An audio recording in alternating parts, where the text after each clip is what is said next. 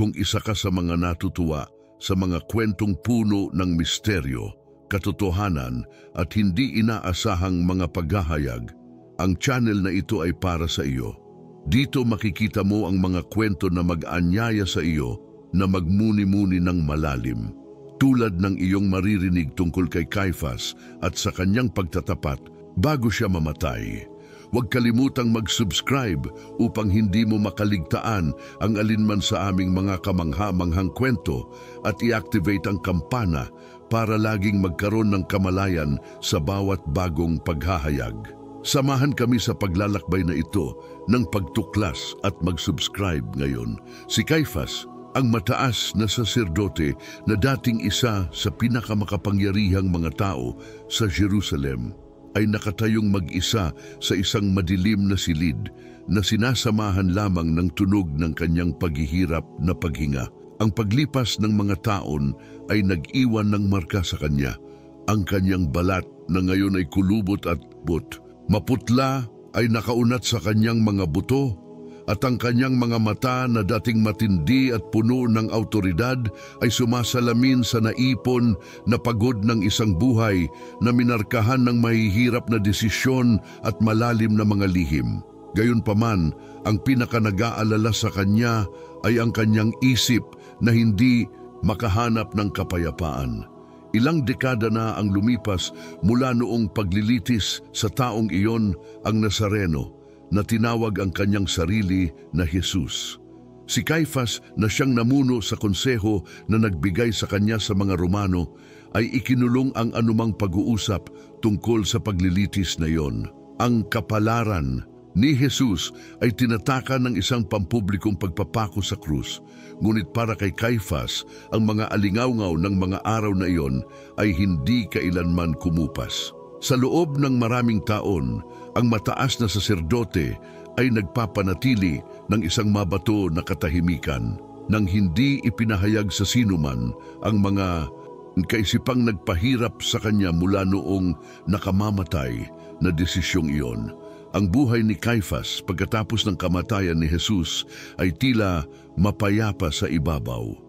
Napanatili niya ang kanyang posisyon ng kapangyarihan sa loob ng ilang panahon, ngunit ang mga kaganapan sa paligid ng pagpapako sa krus ay hindi nag-iisa sa kanya at hindi lamang sa larangan ng politika. Ang mga kwento tungkol sa mga tagasunod ni Jesus, tungkol sa kanyang muling pagkabuhay at pagpapalaganap ng kanyang mensahe ay paulit-ulit na nakarinig sa kanila. Marami sa iba pang mga pari ay nagsalita tungkol sa kanya ng may paghamak o hindi paniniwala, ngunit si Caiphas ay hindi kailanman nakiisa. Ang kanyang maingat na nilinang na katahimikan ay pumukaw ng hinala sa ilan, ngunit walang sinuman ang nangahas na tanungin siya ng direkta. Gayunpaman, ang katotohanan ay si Caiphas ay hindi tumigil sa pag-iisip tungkol kay Jesus.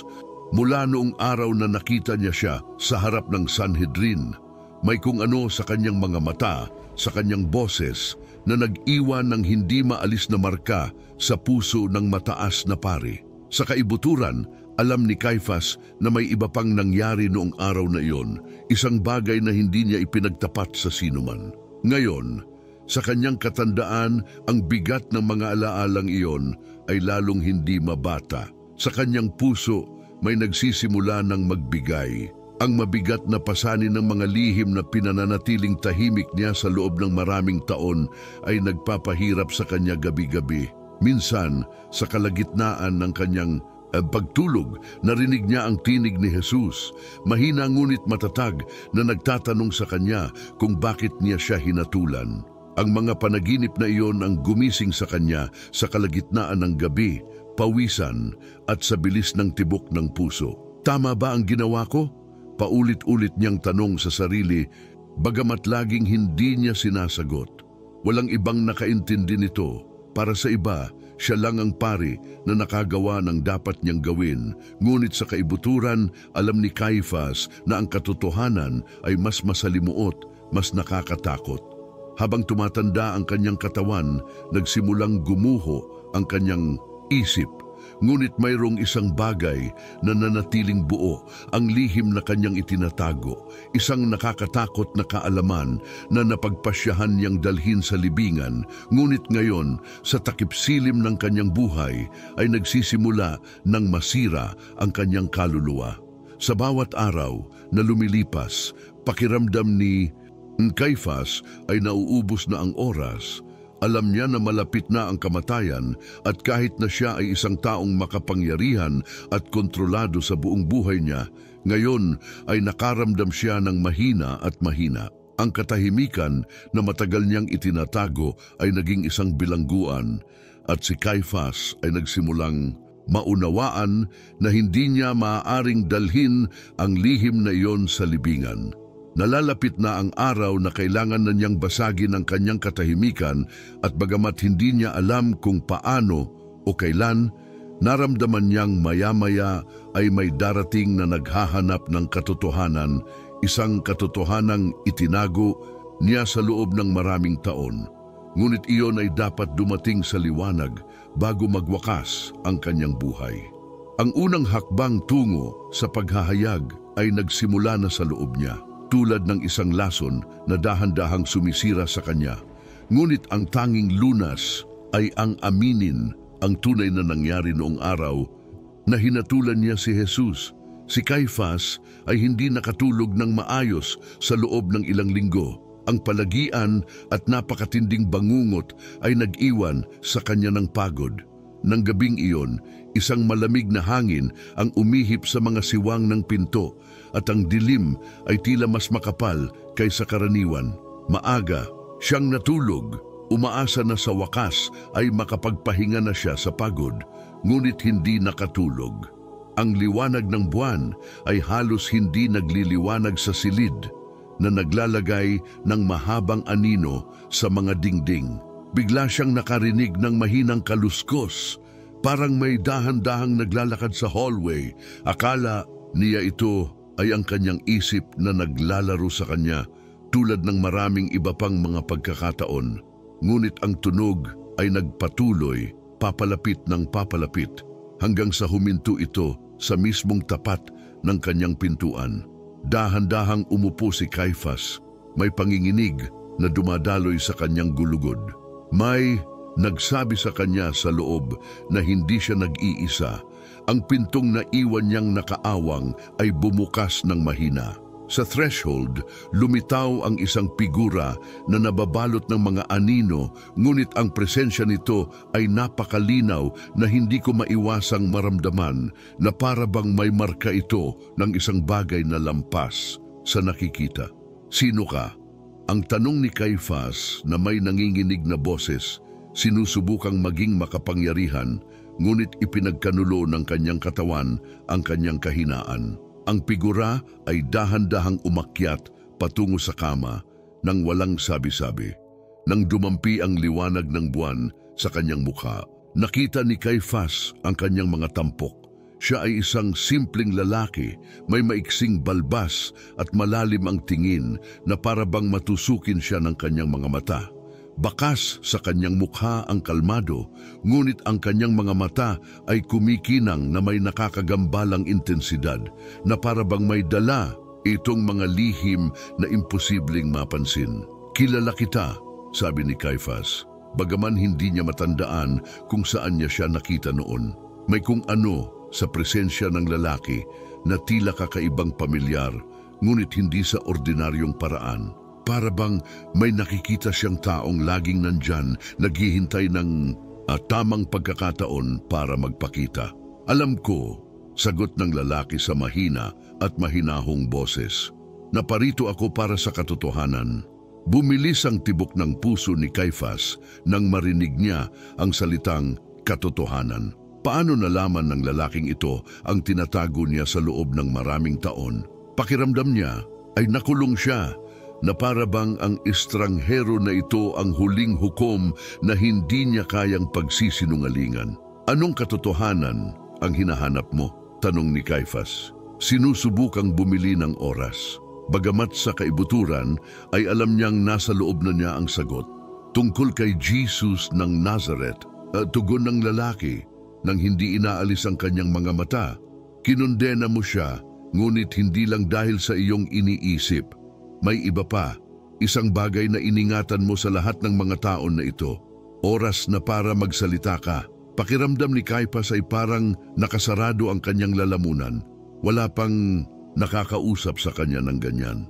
Karamihan sa mga tao ay umiiwas na banggitin si Jesus sa kanyang presensya na para bang ito ay isang ipinagbabawal na paksa, ngunit ang taong ito ay humarap sa kanya ng direkta nang may kalmado na ikinabigla niya. Sino ka? Giit ni Caiphas na halos hindi marinig. Ang boses, walang kwenta yan, matigas na sagot ng lalaki. Ang mahalaga ay kung ano ang alam mo. Sa loob ng maraming taon ay nagtago ka ng isang sikreto, isang lihim na nagpapahirap sa iyo gabi-gabi. At ngayon, sa takip-silim ng iyong buhay, oras na para ihayag mo ito. Si Caiphas ay nagsimulang manginig.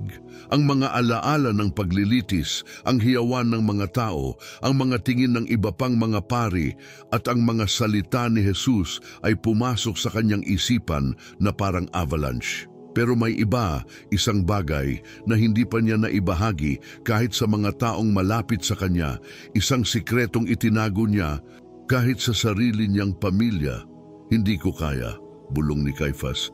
Ipinikit ang kanyang mga mata, sinusubukang alisin ang mga kaisipang iyon sa kanyang isipan.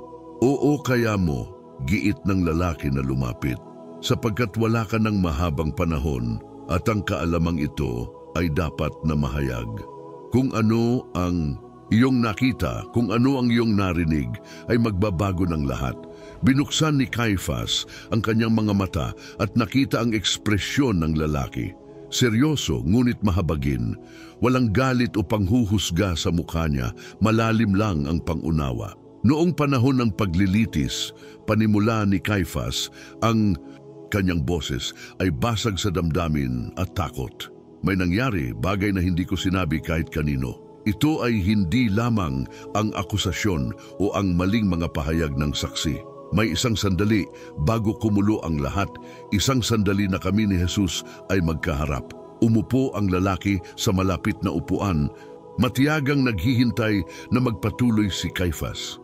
Parang alam na niya ang bahagi ng kwento, ngunit kailangan niyang marinig iyon mula sa mga labi ng punong pari.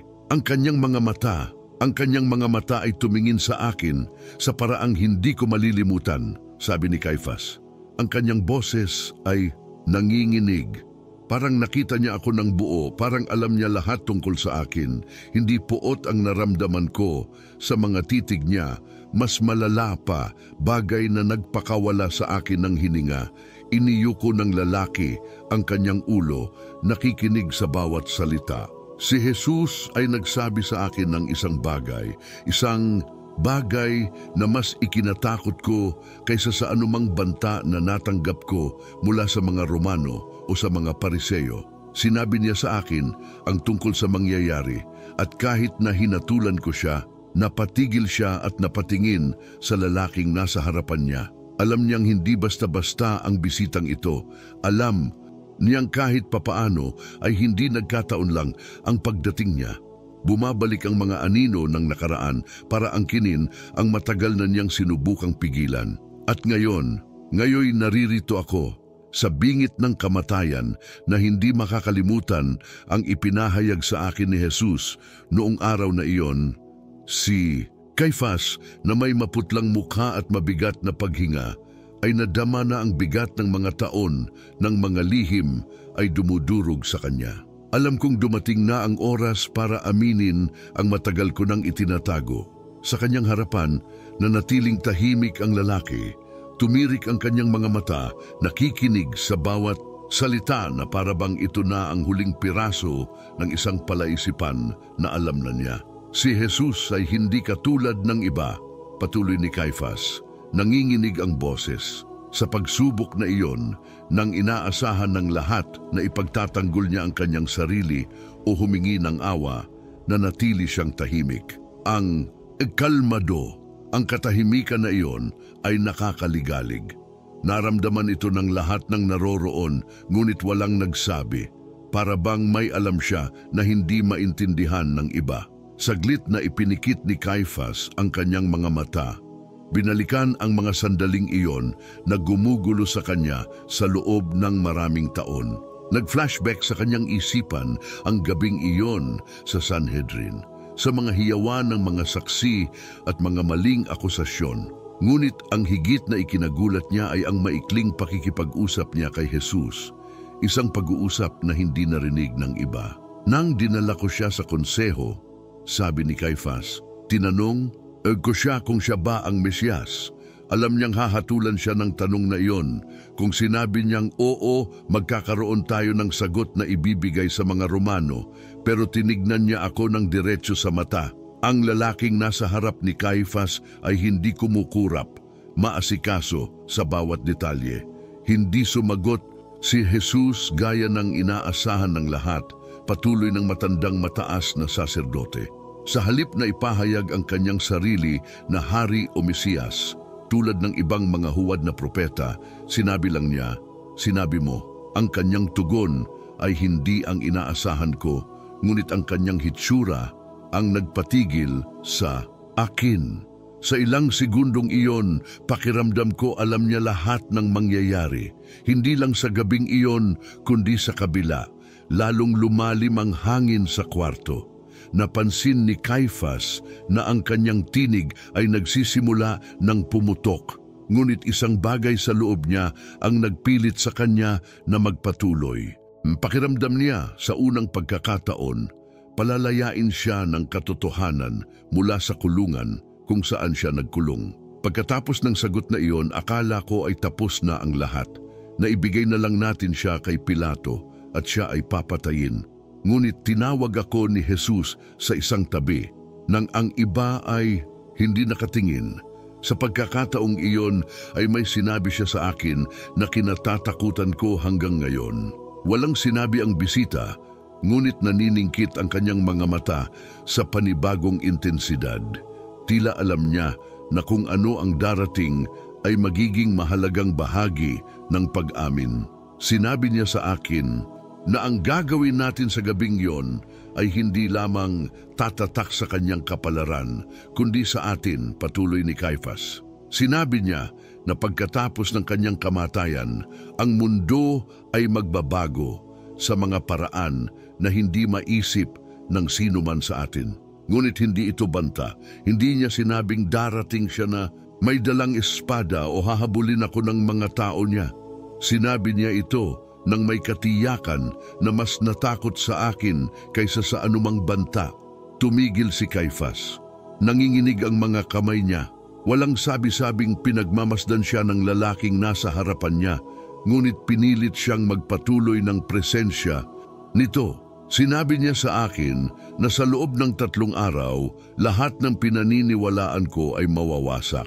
Sinabi niya na kahit na itanggi ko ito, kahit na tinanggihan ko siya bilang Mesiyas, ang katotohanang dinala niya sa mundo ay hindi maiiwasan. At ang pinakamasama ay noong sinabi niya sa akin na magkikita tayong muli. Napalunok si Caiphas. Dahil sa pag-alala sa mga salitang iyon, muling napalitan siya ng takot. Akala ko baliw. See again. Alam kong ipapatupad natin ito. Paano ito naging posible? Sa wakas ay nagsalita ang lalaki. Mahina ngunit matatag ang boses. Ano ang naramdaman mo nang sabihin niya iyon sa iyo? Tumingin si Caiphas sa lupa, nahihirapan sa sagot. Nadama ko. Naramdaman ko na hindi lamang sa mundong ito ang aking pinag-uusapan. Pakiramdam ko ay may pinag-uusapan ito sa kabila ng buhay at kamatayan, isang bagay na hindi ko maintindihan. Dahan-dahang tumango ang bisita na parang nahuhulog ang lahat. At mula noon ay hindi na nawala ang takot na iyon sa iyo, sabi niya. Tumingala si Caiphas, sinalubong ang mukha ng lalaki. Hindi, araw-araw, gabi-gabi, nabuhay ako nang may katiyakan na kahit papaano makikita ko siyang muli. At hindi ko alam kung ito ay sa buhay na ito o pagkatapos ng kamatayan. Ngunit alam ko na ang kanyang pangako ay totoo. Tumayo ang lalaki mula sa kanyang upuan at humakbang patungo kay Caiphas. Ang nakita mo kay Jesus ay hindi lamang ang presensya ng isang tao. Naramdaman mo ang isang katotohanan na hindi mo maipaliwanag. Isang katotohanan na higit sa lahat ng iyong nalaman. Si Caiphas, na naging isang taong may katiyakan sa buong buhay niya, ngayon ay natagpuan ang kanyang sarili na nakatulala sa gilid ng isang kalaliman na hindi niya naisip. Ang figura sa kanyang harapan ay tila alam ang lahat, na para bang ito ay naruroon sa bawat sandali ng kanyang buhay.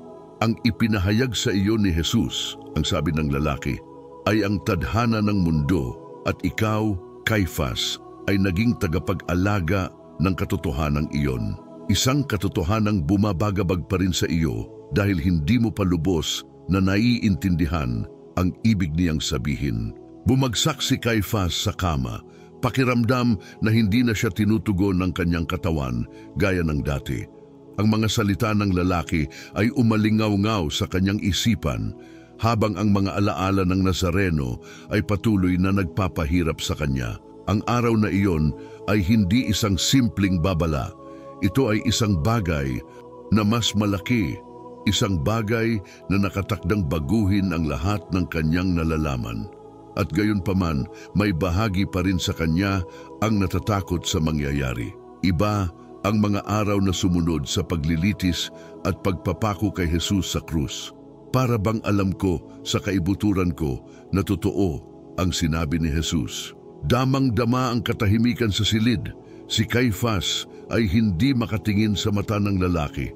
Ang alaala ng gabing iyon ay nagpahirap sa kanya sa loob ng maraming taon, at kahit na sinubukan niyang sugpuin ito, ang pakiramdam ay hindi nawala sa kanya. Alam niyang walang simpleng paliwanag ang nakita at naramdaman niya sa walang laman na libingan, at yun ang mas ikinatakot niya. Mula noon, sabi niya, nabuhay ako ng may katiyakan na nagkamali kami. Hindi isang pagkakamali sa politika o isang pagkakamali ng hudisyal. Nakagawa kami ng espiritual na pagkakamali. Hindi namin naiintindihan kung sino si Jesus.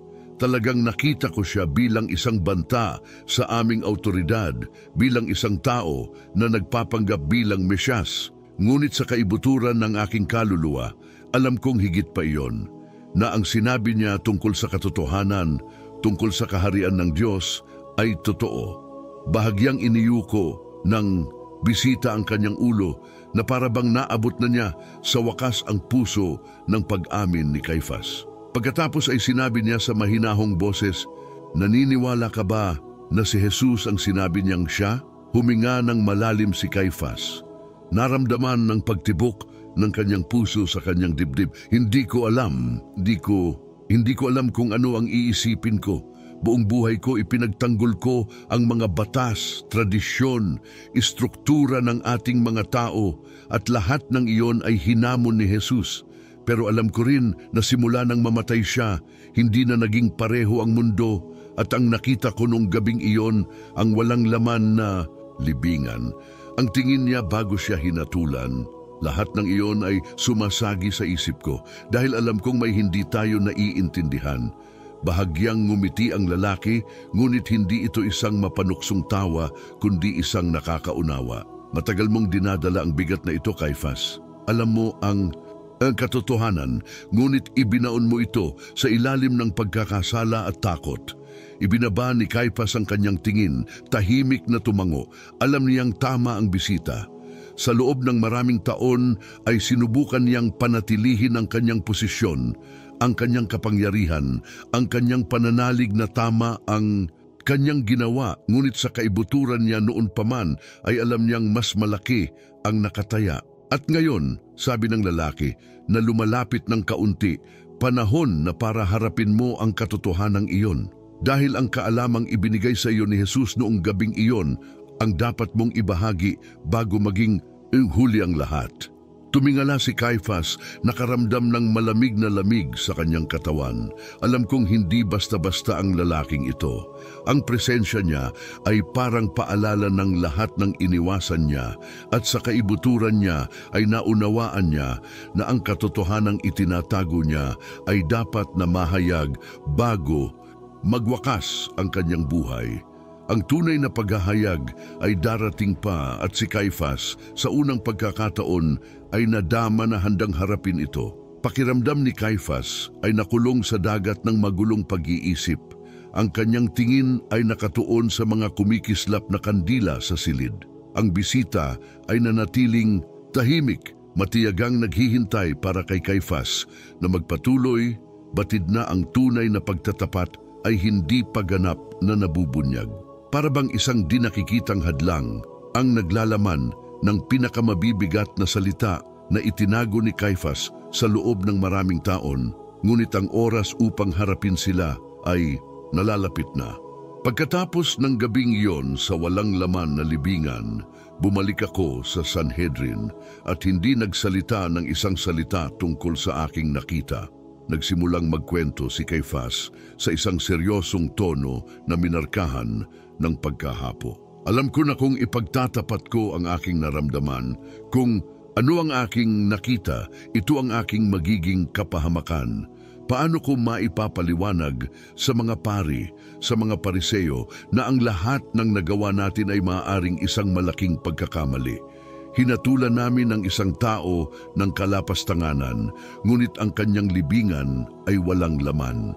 Tumayo si Caifás at nagsimulang maglakad mula sa isang gilid ng silid patungo sa isa pa. Tila ang bigat ng nakaraan ay isang pabigat na pumipigil sa kanya upang hindi manatiling tahimik.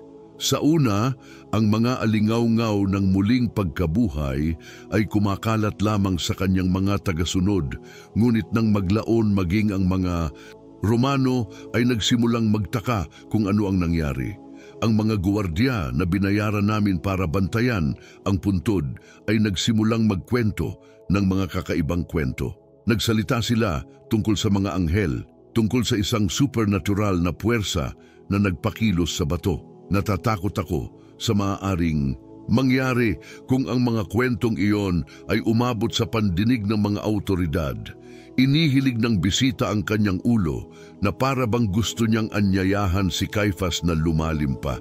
Alam ko na ang ibinahagi ko sa ngayon ay bahagi lamang ng palaisipan at ang pangunahing piraso ay nakatago pa rin.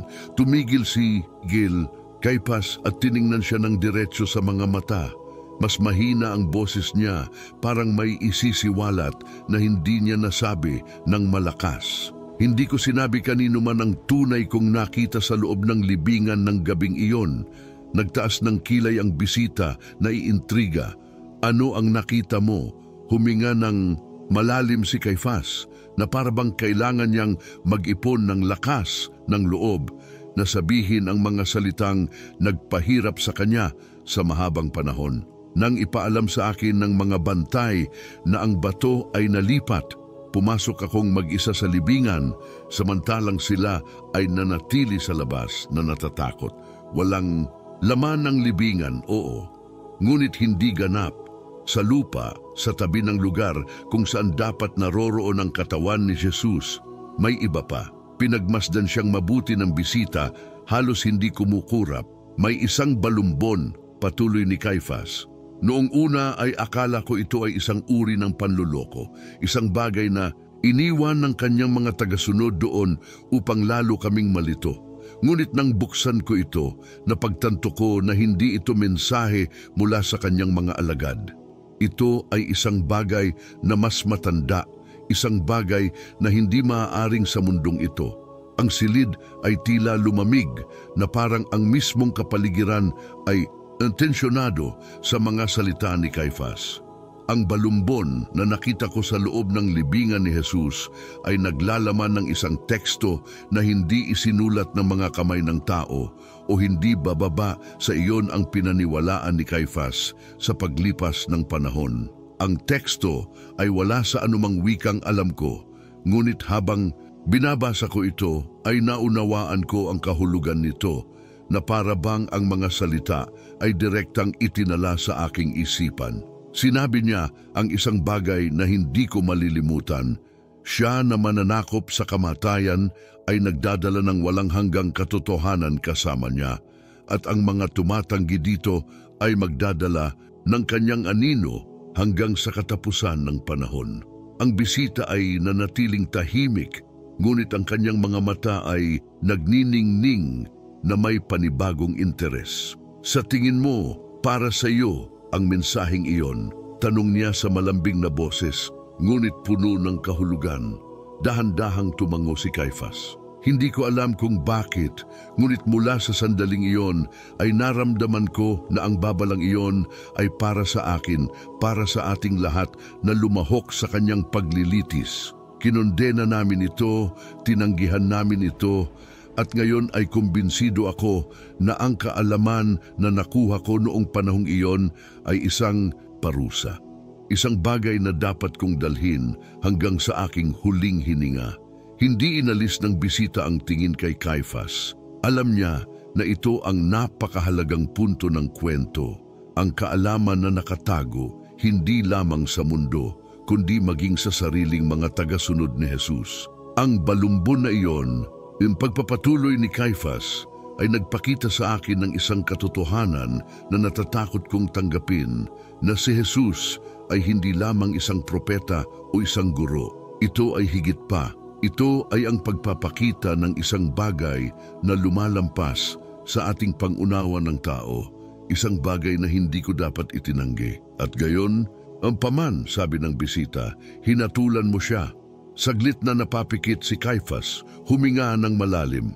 Oo, kinondena ko ito, ginawa ko, pero dahil nilamon ako ng takot, natatakot akong mawala ang lahat ng aking itinayo, ang aking posisyon, ang aking kapangyarihan, at ngayon alam ko na ang lahat ng iyon ay walang kabuluhan. Lumapit ng kaunti ang bisita, naliliwanagan lamang ang kanyang mukha ng mahinang apoy ng mga kandila. Ang kaalamang natamo mo noong gabing iyon ay isang bagay na kakaunti lamang ang nakatanggap. Ngunit ito rin ay isang bagay na dapat ibahagi, Caifás. Kung itatago mo ito sa iyong sarili, ito ang magiging pasanin mo hanggang sa huli. Ngunit kung ibubunyag mo ito, maaari mong mahanap ang kapayapaan na matagal mo nang inaasam. Tiningnan siya ni Caifás na may mga mata na puno ng kawalan ng pag-asa at panghihinayang. Alam niyang tama ang bisita. Itinago niya ang katotohanan dahil sa takot, sa kahihiyan, at ngayon ay parang nauubos na ang kanyang oras. At ano ang dapat kong gawin?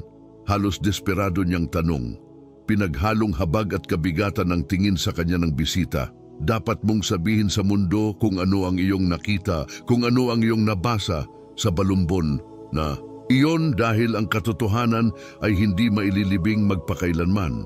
Ipinakita ito sa iyo ni Jesus nang may dahilan at bago matapos ang iyong buhay, dapat mong tuparin ang misyon na iyon. Nadama ni Caifás na tama ang kanyang kausap, ngunit alam din niya na ito ay nagpapahiwatig ng isang bagay na mas malaki. Ang pagsisiwalat ng mga nilalaman ng balumbon na iyon ay hindi lamang isang bagay ng paglalantad ng isang katotohanan. Mangangahulugan ito ng pagkawasak ng lahat ng kanyang nalalaman hanggang noon. Ang kanyang buhay, ang kanyang posisyon, ang kanyang kapangyarihan, lahat ay magwawasak. Ngunit kasabay nito isang pakiramdam ng kaginhawaan ang bumangon sa kanyang kalooban na para bang ito na lamang ang kanyang pagkakataong makatagpo ng kaunting kapayapaan, marahil maging ang katubusan na kanyang hinahanap. May iba pa, bulong ni Caifás, halos hindi marinig. Ang balumbon ay hindi lamang nagsasalita tungkol sa kapangyarihan ni Jesus sa kamatayan. May iba pa, isang bagay na mas masama, isang bagay na hindi niya lubos na maintindihan. Ang bisita, hindi kumikibo, ay nanatiling nakatitig sa kanya na para bang alam niya na ang sasabihin ni Caifás ay makakapagpabago ng takbo ng lahat. Binigyan siya nito ng banayad na tango. Hinimok siya na magpatuloy. Si Caifás, sa pakiramdam na ang kanyang mga salita ay nagkakahalaga ng higit sa kanyang inaasahan, ay napalunok ng may kahirapan. Ang bawat pantig ay tila bigat na dumudurog sa kanyang dibdib, ngunit naunawaan niyang wala siyang ibang pagpipilian. Kinailangan kong magsalita.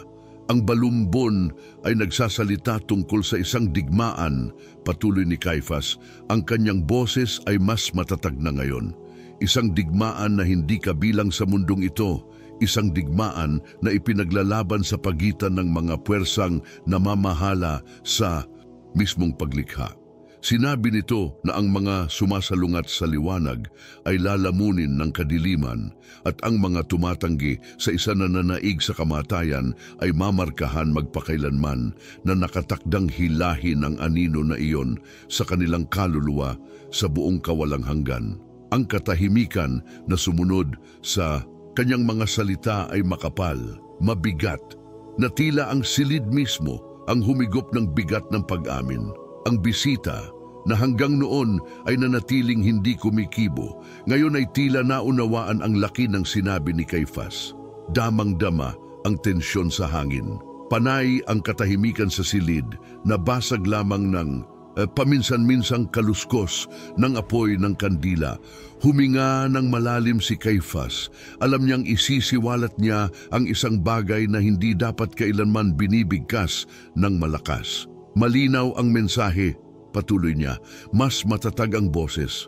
Ang mga nagkanulo sa pinili ay hindi lamang nagdurusa sa buhay na ito, ngunit nakalaan para sa walang hanggang kapahamakan na mas masahol pa kaysa sa inilalarawan ng ating mga sinaunang teksto. Walang katubusan para sa mga tumatanggi sa katotohanan kapag ito ay nahayag sa kanila. Matindi siyang pinagmamasdan ng bisita na parabang hinihintay niya ang susi sa paghahayag. At ikaw, tahimik niyang tanong, pakiramdam mo ba ay mapapahamak ka? Ipinikit ni Caiphas ang kanyang mga mata. Naramdaman ang bigat ng pagkakasala sa kanyang mga balikat. Sa unang pagkakataon sa kanyang buhay, naunawaan niya kung ano ang ibig sabihin ng pagiging tunay na nagkasala, hindi lamang sa isang makalupang krimen, kundi sa isang bagay na mas malalim, mas napakalawak. Sa loob ng maraming taon, sinubukan kong baliwalain ang naramdaman ko nang mabasa ko ang balumbon na iyon. Naisip ko na sa pamamagitan ng pagtatago nito, sa pamamagitan ng pagbabaon nito sa loob ng aking isipan, makakatakas ako sa kanyang pangungusap. Ngunit nitong mga nakaraang taon ay naramdaman ko na ang kadiliman ay sumusunod sa akin tulad ng isang anino na bumabalot sa akin sa bawat hakbang. Sa palagay mo, personal ka bang hinatulan ni Jesus? Tanong ng bisita sa tono na nagmumungkahi ng higit pa sa kuryosidad. Tinitigan siya ni Caiphas ng diretso sa mga mata at sa unang pagkakataon mula nang simulan niya ang kanyang kwento, lumambot ang kanyang ekspresyon. Sa palagay ko ay hindi, ngunit sa palagay ko ay hinatulan ko ang aking sarili noong nagpasya akong baliwalain ang alam kong totoo nang ako ay nagpasya dahil sa takot at pagmamalaki na hindi kilalanin kung sino talaga si Jesus. Ang bisita ay humakbang pasulong, ang kanyang mukha ay madilim na naliliwanagan ng mga kandila. So anong plano mo ngayon? Dinala mo ang kaalamang ito sa loob ng maraming taon, ngunit tumatakbo ang oras. Caiphas, mananahimik ka ba hanggang sa iyong huling hininga o ibabahagi mo sa mundo ang katotohanang nahayag sa iyo? Bumaba ang tingin ni Caiphas, nakaramdam ng matinding emosyon na hindi niya naranasan sa mga dekada, pinaghalong ginhawa at takot. Alam niya na ang desisyon na ginawa niya ngayon ay tutukuyin hindi lamang ang natitirang bahagi ng kanyang mga araw, kundi pati na rin ang kanyang pamana at marahil isang bagay na higit pa sa buhay mismo. Kung ibabahagi ko ito, tahimik niyang sabi, wawasakin nito ang lahat ng itinayo natin. Ang templo, ang pananampalataya, ang kapangyarihan ng Sanhedrin, lahat ay babagsak. Paano ko sasagutin ang responsibilidad na iyon? Tinitigan siya ng bisita ng mariin, ngunit may pahiwatig ng pag-unawa. Hindi mo responsibilidad na suportahan ang isang kasinungalingan. Ang katotohanan, Caiphas, ay higit na makapangyarihan kaysa maisip ng sinumang tao. Sa huli, nararapat na malaman ng mundo kung ano ang iyong nakita at kung ano ang alam mo. kahit na ito ay nangangahulugan ng katapusan ng iyong buhay tulad ng alam mo. Nanatiling tahimik si Caifás. Pinag-iisipan ang mga salitang iyon. Kinalamon pa rin siya ng takot na mawala ang lahat. Ngunit may bahagi sa kanya na naghahangad ng paglaya para sa kapayapaan na tanging katotohanan lamang ang makapagbibigay sa kanya. Kung gagawin ko, bulong ni Caifás, hindi na ako makakabalik sa buhay na alam ko. Mawawasak ang lahat. At marahil ito ay kinakailangan, sagot ng bisita, sapagkat ang itinatayo natin sa kasinungalingan ay hindi magtatagal. Kung ano ang itinayo natin sa katotohanan, bagamat masakit, ang tanging bagay na makakayanan ang pagsubok ng panahon. Tumango si Caifás, pakiramdam na ang pasanin ng mga tao ng katahimikan ay sa wakas ay nagsisimula ng gumaan.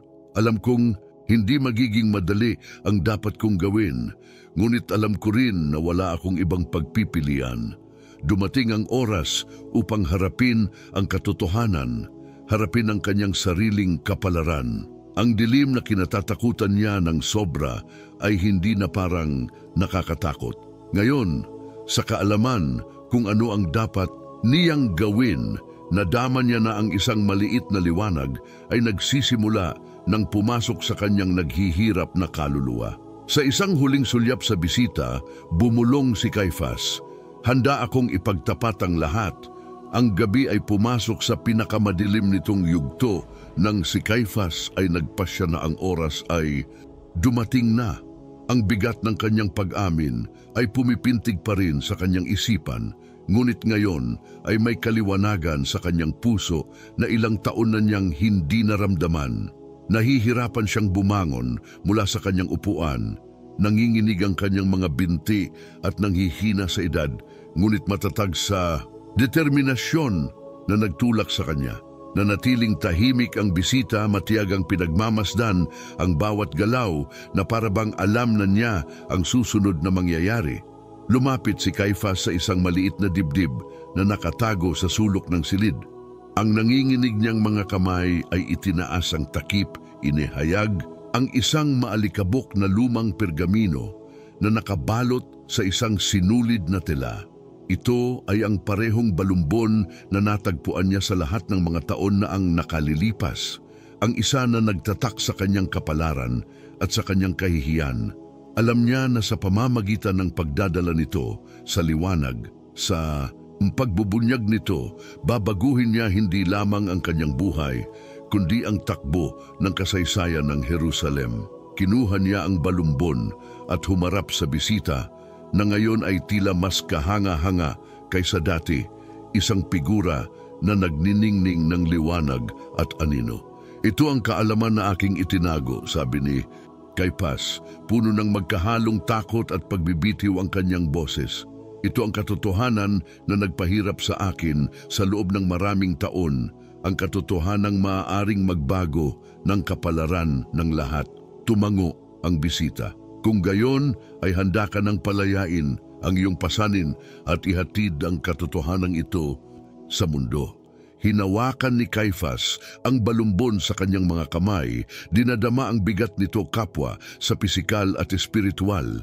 Alam niyang kapag isiniwalat niya ito, wala nang babalikan pa.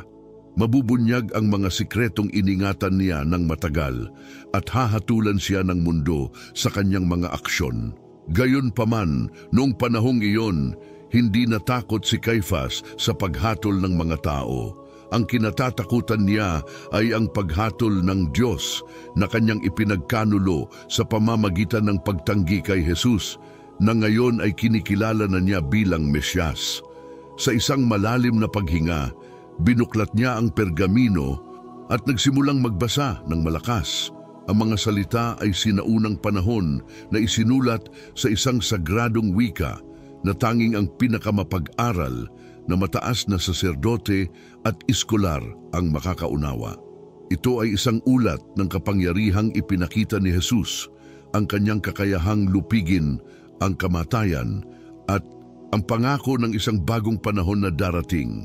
Ngunit may mga babala din, mga babala tungkol sa katapusan ng panahon, tungkol sa pakikibaka sa pagitan ng liwanag at kadiliman, at tungkol sa papel na gagampanan ng mga tumatanggi sa kapahamakan ng sangkatauhan. Ang bawat salitang binigkas niya ay mas matimbang kaysa sa huli, at sa bawat pangungusap na kanyang ibinunyag, pakiramdam niya ay nagsimulang maglaho ang kadilimang bumabalot sa kanya sa loob ng maraming taon. Habang nagbabasa siya, tahimik siyang pinagmamasdan ng bisita nang hindi naaabala, ngunit may presensya na tila pumupuno sa silid. Para bang ang mismong mga pader ay umaalingaw-ngaw sa alingaw-ngaw ng mga katotohanang binibigkas ni Caifás. Sa wakas, dumating siya sa huling linya ng pergamino, ang pinakakinatakutan niya kaysa sa iba. Yaong mga tumatanggi sa anak ng tao, tahimik niyang binasa, ay hahatulan na gumala sa walang hanggang kadiliman. Ang kanilang mga kaluluwa ay nilalamon ng pagsisisi at pagdurusa, hanggang sa ang oras mismo ay tumigil na sa pag-iral. Nabitawan ni Caifás ang pergamino, naramdaman ang huling mga salita na umaalingaw-ngaw sa kanyang pagkatao. Natahimik siya saglit, inisip ang ginawa niya. Ibinunyag niya ang katotohanang matagal na niyang itinago, ipinagtapat niya ang kanyang pagkakanulo, ang kanyang pagkakamali, ang kanyang pinakamalalim na kasalanan. Ang bisita na matiyagang nanunood ay humakbang pasulong. Ang ginawa mo ngayon ay higit pa sa pagtatapat, aniya sa mahina, ngunit matatag na boses. Pinalaya mo ang iyong kaluluwa mula sa pasanin na nagpahirap sa iyo sa loob ng maraming taon.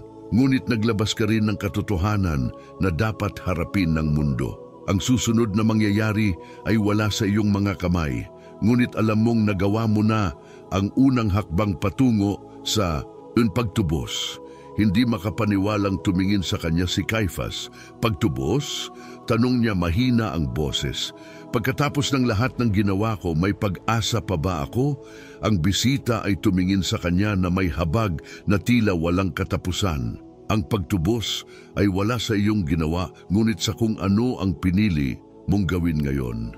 Hindi mo mababago ang nakaraan, ngunit pinili mong harapin ang katotohanan sa halip na tumakas mula rito. At iyon, Caifás, ang unang hakbang tungo sa pagtubos. Naramdaman ni Caifás na may tumulong luha sa kanyang mga mata. Napakaraming oras ang ginugol niya sa kadiliman.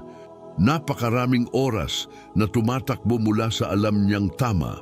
Ngunit ngayon, sa unang pagkakataon sa mahabang panahon, nakaramdam siya ng kapayapaan na hindi niya maipaliwanag. Alam niya na kailangan pa rin niyang harapin ang mga kahihinatnan ng kanyang mga aksyon, ngunit alam din niya na nagsimula siyang lumakad sa isang bagong landas, isang landas na magdadala sa kanya patungo sa katotohanan. Gaano man kasakit, ang bisita ay umatras ng isang hakbang. Ang kanyang silweta ay nagsimulang kumupas sa dilim. Tapos na ang gawain ko dito, tahimik niyang sabi. Ngunit tandaan, Caifás, na ang katotohanan ay laging makakahanap ng paraan. Ang ginawa mo ngayong gabi ay hindi lamang magpapalaya sa iyo, ngunit magbibigay daan sa iba na makita ang liwanag na iyong itinatago. Sa mga salitang iyon, ang bisita ay nawala sa kadiliman.